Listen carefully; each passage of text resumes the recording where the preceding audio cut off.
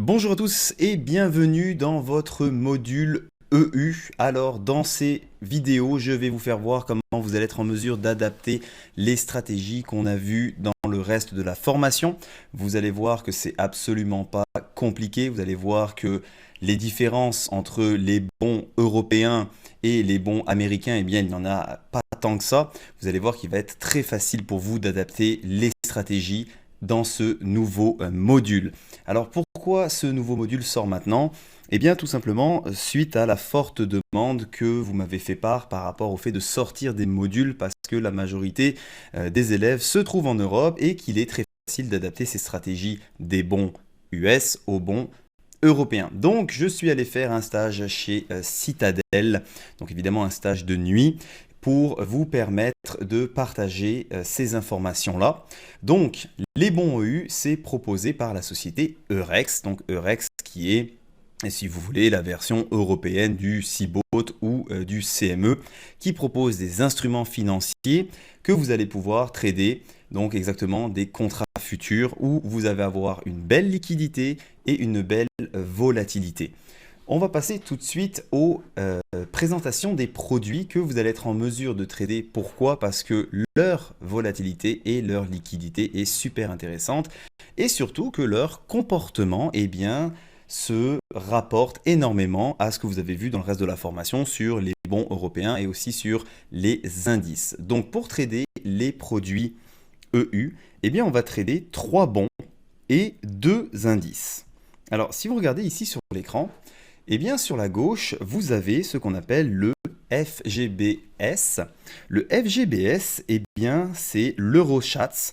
Ça, c'est le bon allemand sur 2 ans. Et la valeur de son tick, elle va être de 5 euros par tick. Pour ce qui est du suivant, qui est le FGBL, c'est le Bund. Donc le Bund, c'est l'obligation allemande sur 10 ans et la valeur de son tick, ça va être de 10 euros. Le suivant, c'est le FGBM. Le FGBM, c'est l'Euro Bubble et ça, c'est le bon allemand sur 5 ans et la valeur de son tick, c'est également 10 euros. Le suivant, le FESX. FESX, c'est l'Eurostoxx. Ça, c'est un indice. Et la valeur de son tick, elle est de 10 euros également. Le dernier, c'est, vous le connaissez, le FDAX, donc qui est également un indice. Et le DAX, c'est au même titre que par exemple que le CAC 40 que vous avez en France ou le S&P 500 aux États-Unis.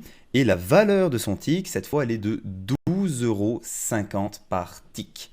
Donc vous allez voir que c'est un instrument, un indice qui est quand même assez volatile, donc on va plus s'en servir à titre d'indicateur. Donc comment va se composer ce module-là? Dans la prochaine vidéo, je vais vous faire voir comment on va faire cet espace de travail, pourquoi on va les mettre dans cet ordre-là, et je vais également vous faire un comparatif avec les instruments US que vous avez l'habitude de travailler.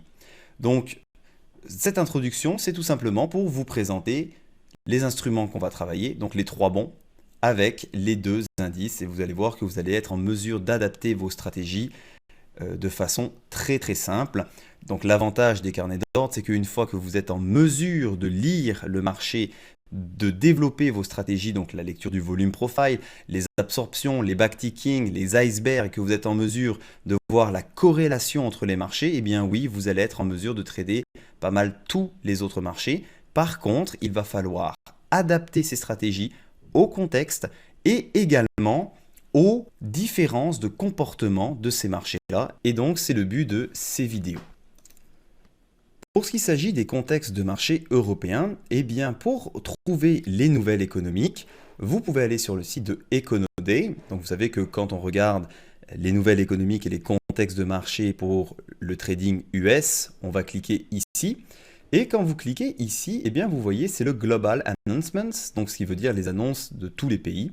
Quand vous cliquez là, à ce moment-là, vous avez les nouvelles qui vont impacter les marchés sur lesquels on va travailler. Donc forcément, les nouvelles qui vont être très importantes pour trader et se mettre dans les contextes des marchés européens, évidemment, ça va être les trois pays, si on peut dire, les plus importants au niveau des nouvelles économiques, donc c'est-à-dire la France, la Grande-Bretagne et l'Allemagne, mais également le regroupement de ces pays, donc quand il y a des nouvelles par rapport à l'Europe.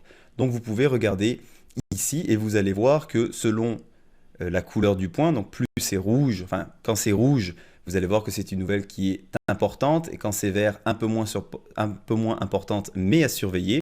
Et quand il n'y a pas du tout d'indicateur, ou alors que c'est en gris, eh bien c'est une nouvelle à titre informatif.